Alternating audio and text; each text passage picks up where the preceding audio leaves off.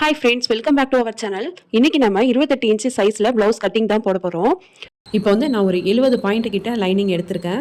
இது 28 இன்ச்சு சைஸுங்கிறதுனால 70 பாயிண்ட்டே தாராளமாக இருக்கும். எப்போதும் நம்ம ஸ்லீவ் ஃபஸ்ட்டு கட் பண்ணுவோம். இது 70 பாயிண்ட்டுங்கிறதுனால ஃபஸ்ட்டு வந்து நம்ம பாடி பார்ட்டெல்லாம் கட் பண்ணிவிட்டு அப்புறம் தான் ஸ்லீவை கட் பண்ண போகிறோம். இப்போ பேக் பார்ட்டுக்கு கீழே மடித்து தைக்கிறதுக்காக 1.5 இன்ச்சு விட்டுட்டு ஒரு லைன் போட்டுக்கிறோம். ப்ளவுஸோட லென்த்து 12 இன்ச்சில் மார்க் பண்ணிக்கிறேன். அங்கே ஸ்கேலை வச்சு ஒரு லைன் போட்டுட்டு பக்கத்தில் தையலுக்காக 1/2 இன்ச் விட்டுட்டு இன்னொரு லைனும் போட்டுக்கிறேன். இப்போ ஷோல்டர் வந்து 5 இன்ச் மார்க் பண்ணி பக்கத்தில் தையலுக்காக ஒரு 1/2 இன்ச் விட்டுக்கலாம். இப்போ ஆம்ஹோலாக 5 இன்ச்சில் மார்க் பண்ணிக்கலாம்.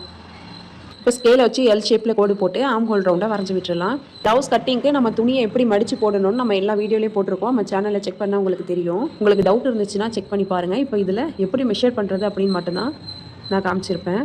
அப்பர் பாடியை 4ஆல் டிவைட் பண்ணோம்னா 7 இன்ச் வரும். அந்த 7 இன்ச் அங்கே மார்க் பண்ணிவிட்டு வேஸ்ட் வந்து அதை விட 1 இன்ச் கம்மி பண்ணிக்கணும். மேலே 7 இன்ச்னா கீழே வேஸ்ட் வந்து 6 இன்ச்சில் மார்க் பண்ணி பக்கத்தில் டாட்டுக்காக 3/4 இன்ச்சு விட்டுக்கலாம்.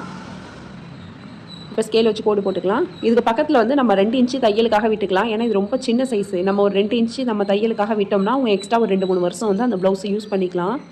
நெக்கோட அகலம் 2.5 இன்ச்சு விட்டுக்கலாம். 2.5 இன்ச்சில் கட் பண்ணி நம்ம ஸ்டிச் பண்ணும்போது நமக்கு 2.25 இன்ச் வரும்.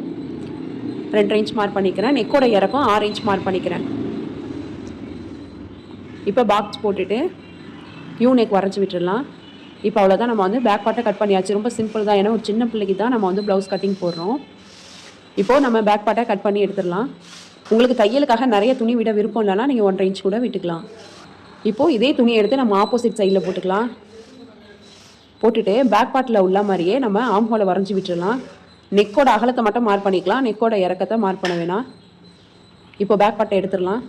இப்போ முன்கழுத்தோட இறக்கம் 4 இன்ச் வச்சுக்கலாம்.